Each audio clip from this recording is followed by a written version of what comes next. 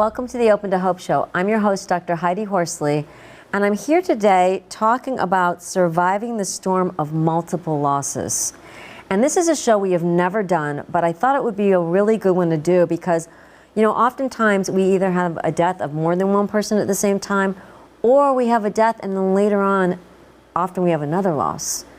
So I want to talk today with our guests about this, but one of the reasons this was such an important topic to me is that when my brother died at the age of 17 in a car accident, my cousin, who was also 17, died with him. Matthew was driving and my brother was the passenger, and so I lost two people in my life at the same time. And what I found for myself was because my brother had died and he was such an important part of my life and so close to me, I found that I put Matthew on a shelf, my cousin, and I kind of pretended that he didn't die so that I could fully grieve my brother's death. And it wasn't until years later that I grieved the death of Matthew. So yes, we're going to be talking today with 4 people about this topic, and our guests today are Adam, Claire, Jason, and Judy. And I will start with Adam first, introducing him first. Let's see, yes, here we go. So Adam is the executive director of COPE, a nonprofit grief and healing organization dedicated to helping parents and families living with the loss of a child. His sister Marnit died when she was just under 2 years old. Previously, he was the executive director of GOAL and the deputy director of LINK. And I don't think I said your last name, Adam Rabinovich. Thanks for having us. Thank you, Adam, for being here. Next to Adam is Claire. She also works at COPE. Claire Sharkey is a licensed clinical social worker and is the clinical and program director of COPE, which I said is a nonprofit supporting families living with the loss of a child. I first met Claire over 10 years ago in my class at Columbia University, where I was teaching a social work class, and I still teach there.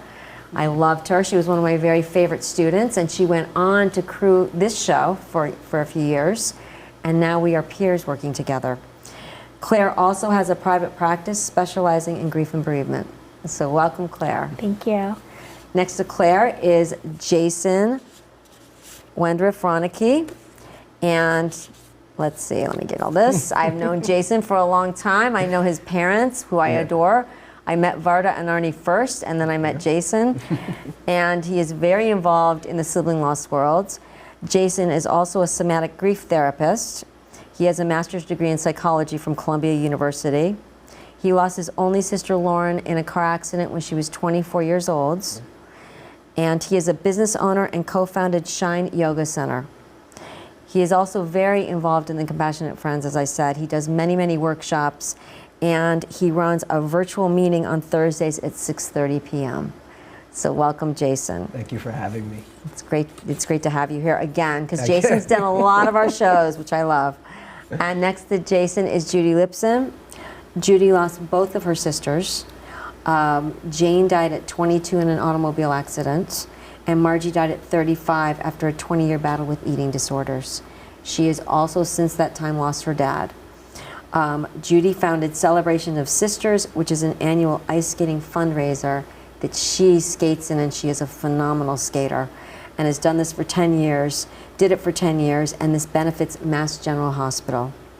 She also is a writer for the Open to Hope Foundation, so if you want to see anything she writes, please go to Open to Hope, because she's written some wonderful things.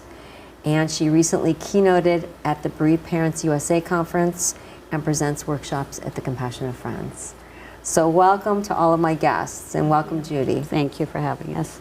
Okay, so thinking of surviving the storm of multiple losses, I'm going to start with Judy because she's had a lot of multiple losses and lost both her sisters and is now the sole survivor and the middle child and the only child living. What do you think are the common challenges faced with people that have multiple loss? Well, for me, it brings up, I think, the death of my father bubbled up the losses of my sisters. When Jane died and then Margie died, I was unable to realize the losses, and I didn't believe it was my life, that this was happening to me. So I suppressed the grief for 30 years.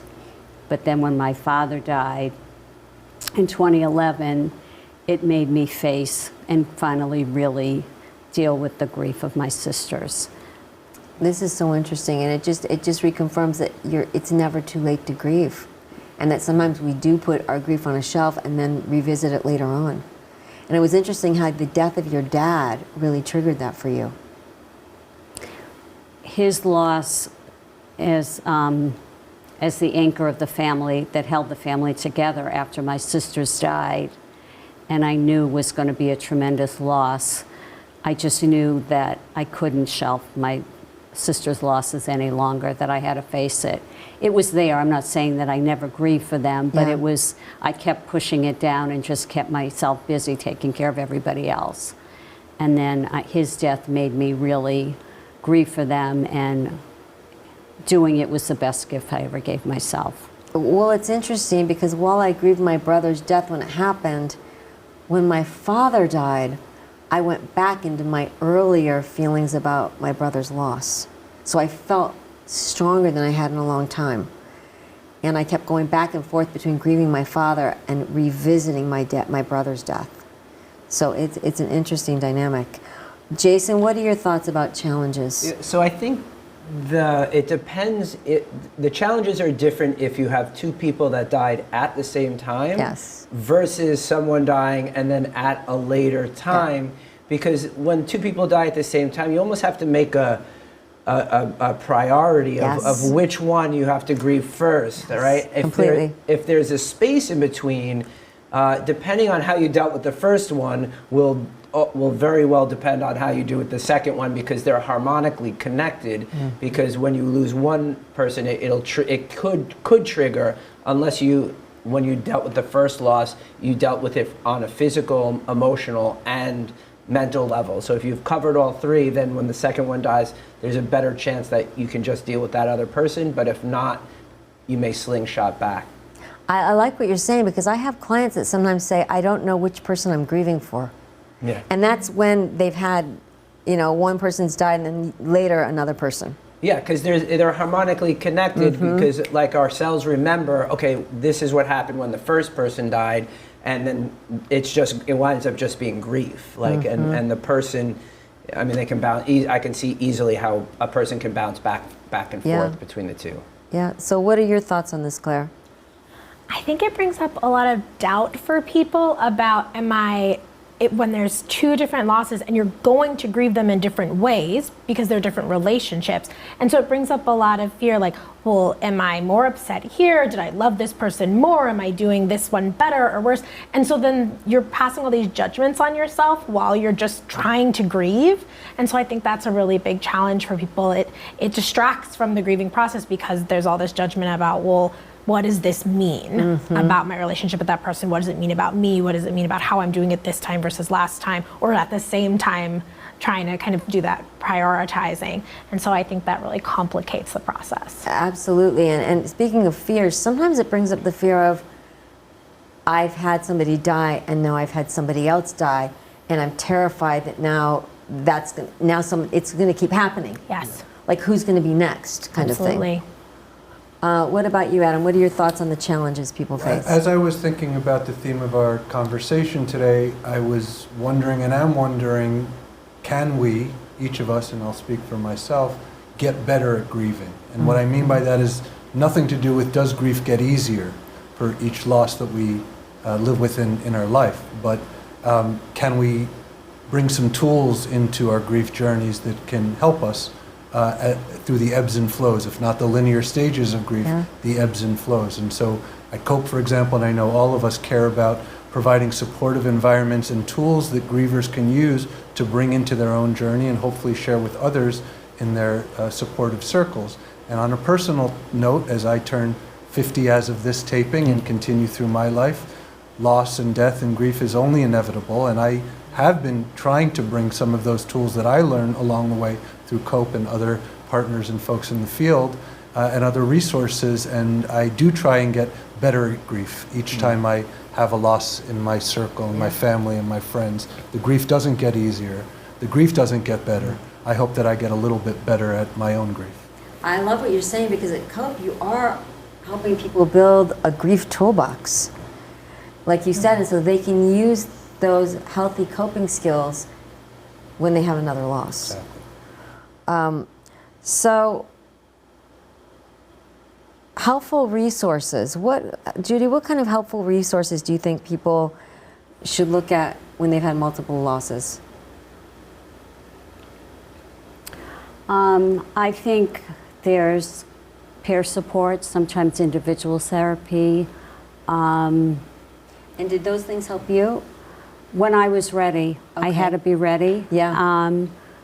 And I will say, piggybacking on what Adam is saying, I think that, as I say, grief is necessarily doesn't define us, but it's part of us. Yeah. And I think doing the work that you need to do, I think makes me personally, I don't know that I'd be where I am today if I hadn't gone through the grieving process and all the losses. Would I be able to skate like I do, or write a book, or be here on this program today? I mean, I don't know. Right. And so all of this, it changes us, and I think having to go through the grieving process and really, I had a lot of therapy and being with the group and understanding from everybody, fellow bereaved siblings, I really learned a lot more about myself and grew more as a person. And I think that all really helped the process. So I think it's really, again, not being alone and understanding that having the peer support is really So helpful. I'm wondering something, Judy. Since you had two sisters die, and I know they didn't die at the same time, but they both died, did you ever judge yourself for maybe grieving one more than the other, or not? I would say it's differently because relationships are complicated, and you have Absolutely. a different relationship, Especially with sibling relationships. right? And especially sisters and all of that. And I think the nature of the deaths impacted, I would say, somewhat. Jane was such a sudden death. Margie had been sick for many years, and I knew her life was not going to be a long life, but even still, so it was complicated with that. Yeah. And then I never dreamed that they would both be gone, but now that I am went through the grieving process and some of the memories came back and the skating kind of brought them back into my life, I feel my life is fuller because I have those memories. I don't feel as dark as I did before when I shelved the grief Right, because you've worked through it. it. What are your thoughts about this, Jason? Well, I love what Judy was saying about the peer support, because actually, even within our Thursday night peer support group, we, not too long ago, maybe about a year ago, one of our siblings passed. Oh, And wow. so it was really That's big. Yeah, and it was really interesting to kind of watch even the community as we planned a celebration of life. Now, we had about 20 people, maybe 30 people on her celebration of life, and all 30 people have never met the woman in person. Her name was Nedra Michaels. Wow. And so making sure that you have that community of people that can support you. In addition, to find the right therapist, because peer support is really fantastic, but you need to make sure that you're able to look at your challenging thought patterns very specifically, your emotions that are coming up, and all the kinds of habits that you get yourself into, and really finding that therapist that's going to allow you to kind of unlock that personal information from yourself, I think is important. I think this is key. Yeah. Goodness of fit is everything. People Yeah. don't realize that they should be interviewing their therapist to make sure they're a good fit. If they don't feel like, wait, I don't feel like this is a good fit, they need to go somewhere else. And there's so many different trains of thought. You know, there's and now there's a lot of different non-traditional types of therapy out there Yes. that are just as effective, if not sometimes more effective than the old school. So really do your homework, do your due diligence, and you may need to try a couple of therapists out before you kind of find your person. I completely agree with you. The first time I work with someone, it's to figure out if they're a good fit. Yeah. Do they feel like this is a good fit? Yep. And I hear the siblings I work with often say that have had another therapist, you know, the reason I left is because I felt my other therapist was minimizing my loss and didn't really get sibling loss. Oh, I hear that all the time. Yeah. In Yeah. fact, someone was saying that she spent the whole session talking about her parents, Oh, yeah. like her parents' grief, Yeah. and she's like, her grief was never even acknowledged, and she went to him for a number of sessions. Yeah. You know, so it wasn't like a one-time thing. So yeah, I hear that a lot as well. Yeah. Claire, any thoughts about challenges that Yeah, people I may would face? Add to the idea of finding the right therapist, but also finding the right other coping strategies. So just as much as the grief is going to look different because the relationship was different, if they're at different times of your life, you are a different person, and so Yes. what you need might look different. So maybe when your mom died from cancer, it was the cancer experience that you really need to process, and you want to go to a cancer specific group to process that trauma. But with the sibling loss, then you want to connect with other siblings because it's the relationship that you're really trying to work through. Or maybe journaling worked at one point, but now it's really about art. And so just finding the things that will work for that loss at that time, and that's going to look different as time goes on too. I like this. And we're in different places, like you said, developmentally. Yeah. It might be a loss, a different kind of loss. Like Judy said, one of her sisters was sick for a long time, battled eating disorders. The other one was very sudden. So that's going to impact it. You might need different things, like you said. Things that may have worked before may not be working again. Right. And that's always weird. It's like, wait, I've already done this before. It's like when my dad died, I've done this before. I know how to do this. Wait, this feels a little different because it's a totally different loss. It's super interesting because as you were saying that, I was just thinking about my own mom. Who Yeah. we lost my sister, and then she lost her brother. She will talk about my sister anytime, any way. Talk about her brother, whole different story. And so she hasn't really kind of dealt with that, and she'll even admit it to me and to anybody else that she was so busy grieving Yes. Lauren that her brother Mike, my uncle Mike, she hasn't even touched her grief on that. Yeah. And it's kind of locked away somewhere. So She put that on a shelf. oh yeah, for sure, yeah. It'll be interesting when she starts to unpack it. Maybe she'll end up in your sibling group eventually. I've invited her. Well, no, I actually have been, thinking about, because there are so many people that have lost children and Yeah, siblings. yeah. I mean, it kind of warrants its own group. And so It that- would be an interesting group to start, Jason.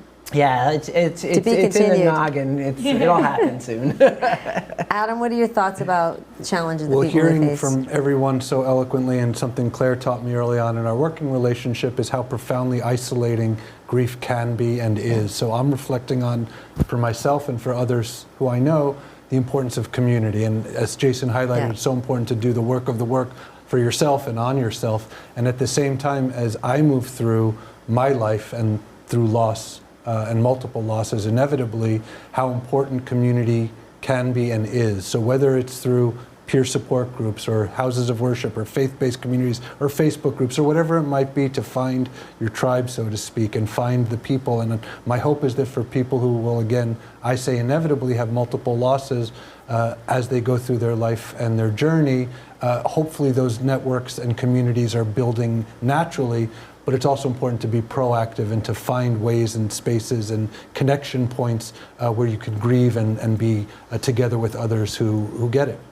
Yeah, that's why I love COPE, because I know you've all talked about COPE before, and I love that you have groups that meet and that you have camps people can go to, and that maybe that is where they're going to start meeting their community, and then when they're not in the camp, they'll still have those relationships and connections, which is amazing. So another question I've had, and I'll probably start with Jason.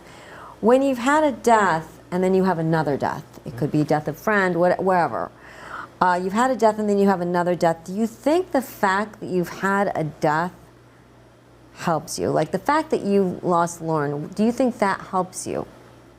I think in some instances it does, but I think in other instances it doesn't. Okay. Right? Like, so in the first death, hopefully you've picked up some coping skills. Yeah. Hopefully you've picked up some strategies in which to deal with that, but not everybody does. Right? And so when the second death comes, if they don't have the strategies, it just gets amplified. Yeah.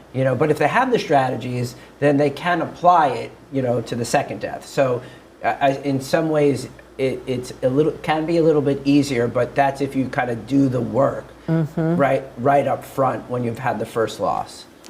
You know, when my dad died, it was so devastating. I mean, I was so upset, but emotionally I was upset, but intellectually I knew that I would someday find hope again. I knew that it was possible because I had found hope again with my brother. Right. When my brother died, I thought I would never find hope again Right. But because I that's- had never had the experience. And that's when your brother died is when you started to developing those coping skills, right? Absolutely, Jason. I started reaching out and realizing what works for me, like you've all said. Yeah. Realizing that peer support is important to me. Yoga is important to me. Exercise is important to me. Not being isolated. I said, it's like we're all creating our own treatment program. Yeah.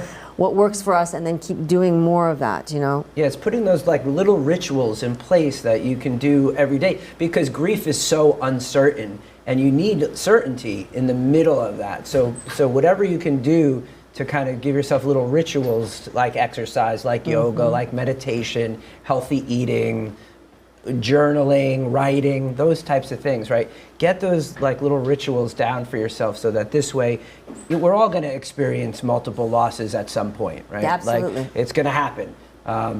It's just, but you want to be ready, as prepared as you can be for it. Yep. Okay, Judy, for you, having a sister die, did it prepare you for having another sister die? No. And then your father. Okay. It did not. Okay. Even though with Margie, like I said, I was so, but however, when my father died, I think I went to a group, which I never did for my sisters, which was interesting. And that catapulted into my writing about my grief and writing for you and writing, so that kind of set the wheels in motion for me to grieve or whatever. But when I lost my sisters, no. But of course I hadn't done the work and I didn't have the coping skills. So this is interesting. So Yeah. we shouldn't assume that just because someone's had a death and then another death that they're more prepared. Because like you said, No. you weren't. I wasn't. Claire, what are your thoughts? I definitely agree with everything that's been said, that it can help in a lot of ways, and in some ways that it can make it even harder. I think what's really scary about a loss, especially I've done a lot of work with kids, and especially if a parent dies and then they're worried that the other parent is going to die, and you can't say to them, don't worry, that's never going to happen. Yes. Because it is want to say it, but uncertain. you You can't want say to it. say that. You want to provide that comfort. And so when you're grieving one loss, and part of that grief is like, okay, well, is this going to happen again? And there's that fear, but there's also something of that comfort of being like, okay, this probably is not going to happen again. And so then when it does, and someone else very close to you dies, then now it feels like it's compounded, and well, then the next person, and it just feels like the more it happens, the more likely it is to happen again. And even though that's flawed logic, I think it can really add to that fear that it happened once to me, now it's happened another time. Is this just going to keep happening? And so I Absolutely. think that can make it a little challenging. Although I do think that if you're processing it and using these coping skills, it can help you with that grief process too. But I think that is something that makes it a little harder. Yeah. And Adam? In this case, I'm finally at a loss for words. I think everything I love that it. my co-panelists said should be listened to by your audience and shared, and hearing the personal statements and the professional background that Claire brings to the work hopefully is positively reinforcing and inspiring even for people actively grieving to know that there's hope when you do the work and that there's hope in your I journey. think that's important. So I love this idea. And, you know, we called our foundation the Open to Hope Foundation because we wanted people to be open to the idea that they might have hope again, but we didn't want to tell them to have hope again. We just wanted to put a little light in there. So a positive coping skill that somebody can have after losses. Adam, just one. What would you say? Yeah, reaching out and connecting. It's in that umbrella of community, absolutely. Love it. That's as positive as it gets. Absolutely, I agree with you. Claire? Being gentle with yourself. Very good. And as a yoga instructor, I'm going to have to say deep breathing because half the time we forget to breathe when we're grieving. Yeah, it's shallow. It's right? really shallow, yeah. If very, very shallow, yeah. Judy? I would say find your passion and do it, whether it's art, yoga, walking, skating, bowling, cooking, and whatever that brings you some joy during the day, do that. Find your passion. I have definitely made my mess my mission. I like that a lot. So where can we find you, Judy? JudyLipson.org. Okay, and Jason? So you can get on my email list at siblingisland.com. That's for the peer support. And for my professional work, I'm on social media, on Facebook, Instagram, and TikTok under Inspired Bereaved Sibling. Love it. Claire? You can find me at copefoundation.org or at my private practice, clairesharkeytherapy.com. Wonderful. And I'll just add, when you reach out through copefoundation.org, not only will you find out about the programs, services that we offer, but so many other connections to Open to Hope and Compassionate Friends, and so many resources out there. So again, reach out and take that step.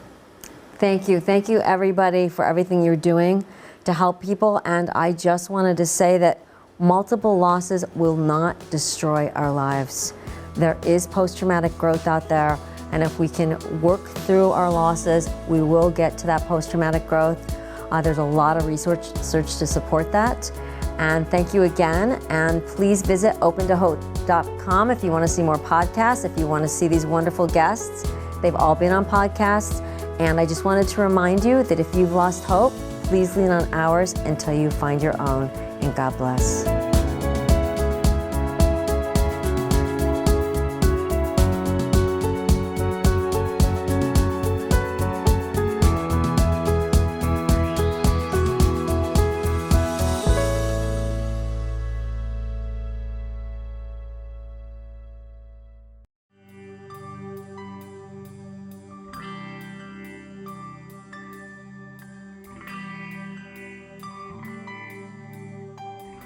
The loss of a loved one can leave you feeling depressed, angry, alone, lost. But you don't have to face this journey on your own. Open to Hope is a free community for anyone who has experienced loss. Find support. Find help. Find hope. Give grief a voice at Open to Hope.